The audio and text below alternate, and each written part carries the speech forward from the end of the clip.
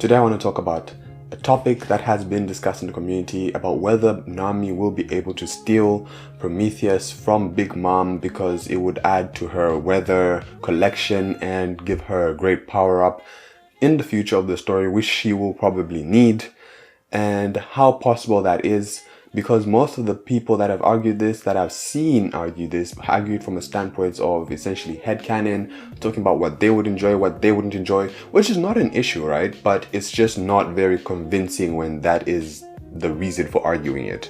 So I want to argue it from the standpoint of what makes sense in the story, looking at what we know and what's there. So with Big Mom's ability, as we know, she takes lifespans or souls and puts them into inanimate objects and gives them life.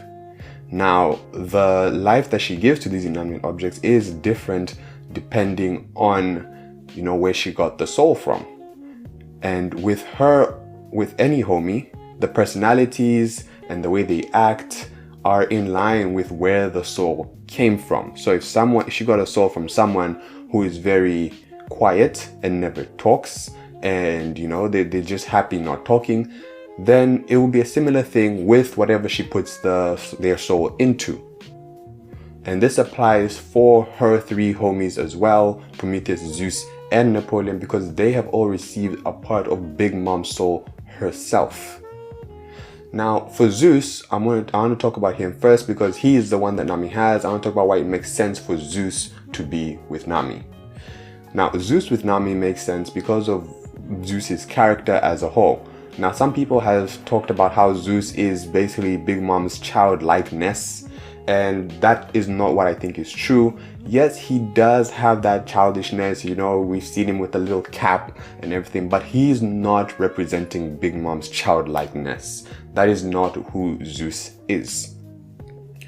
Who Zeus is part of his nature as a cloud as well as part of Big Mom's nature, right? Because with a cloud, we've seen when Nami took Zeus, he likes to absorb little clouds. And so his character and his personality is that of eating, right? And now going to Big Mom and eating, we've seen Big Mom's gluttony and its effects on her and her surroundings. The case being in point, when she was younger, she was, sent away by her parents, partly because of she was too strong, but also because, she eats and doesn't, without regard for other people. With the Semla, she ended up killing elders in the Elba village because of her gluttony. Mother Carmel and the kids who she loved so much in the orphanage, she ended up killing because of her gluttony, right? And so her gluttony forces her to do things which she wouldn't normally do. It forces her to kill those who are close to her, betray those who are close to her. Her family as well. We had this when we just entered Whole Cake Island. She essentially killed one of her own children because of her gluttony. And she also destroyed Totland because of her gluttony. Totland, which is essentially her dream, the dream of uniting all races of the earth. And she essentially started destroying her own dream because of her gluttony, and you could say that she betrayed herself because of her own gluttony. So if it's possible for her to destroy her own dream and betray herself because of her own gluttony, it's very possible to think that Zeus, who represents this gluttony, could betray Big Mom herself because of gluttony. And that's why for me it makes sense that Nami can steal Zeus, because Zeus represents the selfish gluttony of Big Mom. Now Prometheus, on the other hand, is a different, homie altogether, representing a different part of Big Mom altogether. And I think it's different because, one, the sun, when you think about the sun doesn't want anything, The sun doesn't want to absorb heat. As I've seen people saying that Nami could give him heat balls and he'll eat them and he'll join Nami. The sun doesn't want to eat heat. The sun doesn't want to be cooled down. The sun just is. And either you can say the sun just stays in the same position and the earth rotates around it, or you want to say that the sun rises and the sun sets, but the sun doesn't want anything. And it's a similar thing with Prometheus. Prometheus doesn't particularly want anything as a sun. Now, as a flame that's been imbued with Big Mom's soul, Prometheus is essentially the wrath of Big Mom. He is the part of Big Mom, which is her anger, the sudden change in Big Mom's mood and the way she's talking to people, the way she sees people. We saw this in Whole Cake Island when Jinbei fed her right at the beginning. She was finally calm and she was happy, but the moment Jinbei said he wanted to talk to her, her mood suddenly changed. And the same thing that we've seen with Prometheus as well, is that, you know, when he saw Nami and Carrot walking through Onigashima, he changed from a happy son to an angry son in the blink of an eye. So Prometheus represents Big Mom's wrath. And another thing is that we've never seen Big Mom's wrath in any kind of sense figuratively betray her. Of course, it has put her in in situations which are detrimental to her herself, whether it's her health or, you know, threatening her crew and her strength as a crew. We've seen that, but we've never seen it actually betray her, figuratively speaking. And that's why it doesn't make sense, literally speaking, for Prometheus to betray Big Mom. Now, Napoleon is the last one, and of course, I haven't seen anyone really argue Napoleon, but I'll just talk about Napoleon for a bit as well, just because it just makes sense, you know, round up the video, talk about all of them, and then, you know, that be it. Now, Napoleon is a sword, and, you know, on face value, what do swords want? No one knows. And what do swords do? Nothing. You know, people just cut with them. But swords in One Piece are very special, as we know. Now, Napoleon 1 is something I'm less sure about, but, you know, I'm just going to put out my thoughts there anyway. And the thing about Napoleon is that he represents, as I think, Big Mom's maturity.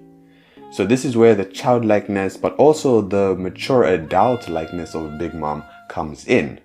And the reason why I think this is, number one, Napoleon seems to be the leader of all the homies, right? Napoleon seems to be the one that keeps Zeus and Prometheus in check. He seems to be like, hey guys, stop this infighting, stop this nonsense, let's fight, listen to Big Mom, let's do this. That is Napoleon.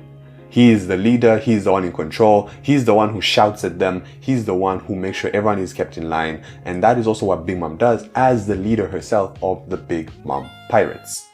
But on the other hand, and I got this clue when Big Mom lost her memory, because when that happened, I think people wondered for a while why Napoleon didn't do anything, why he was just there on her head, just sitting, doing nothing. And then later we found out it's because he was shy. And honestly, when I heard that, I'm like, that is very childish. That is not something a grown-up person does. You know, someone lost their memory, so I'm just going to sit here because I'm shy. That is a child. And that is, I think, the other part of Napoleon's personality, is that he also, from time to time, resembles that childlikeness of Big Mom. But now, if you're wondering why it's not exactly the way Big Mom was as a child, you know, throwing a temper, eating as she wants, wanting people to play together, why it's not exactly like that is because I think it lends more to the idea of the childlikeness of a sword in One Piece. Yes, childlikeness of a sword. Swords mature in One Piece. Now, as we've seen, the more a sword, you know, is used by a skilled user who has haki as well, and the more they spend time, you know, they have the ability to increase rank, to become a black blade as well, and all that, you know, has to do with haki and the will, and a sword, you know, maybe either absorbing the will or getting a will of its own. And so a sword is essentially becoming autonomous. Zoro mentioned how one of his swords was a problem child. It cut how it want. It cut how it want. So it has a will of its own, and that is the maturity of a sword that we've seen. So essentially the maturity of Napoleon is him having that will to command, to be in charge of of Prometheus and Zeus. And so the immaturity would be the opposite, where he doesn't have a will of his own, where he's afraid to act autonomously, and so where he is shy.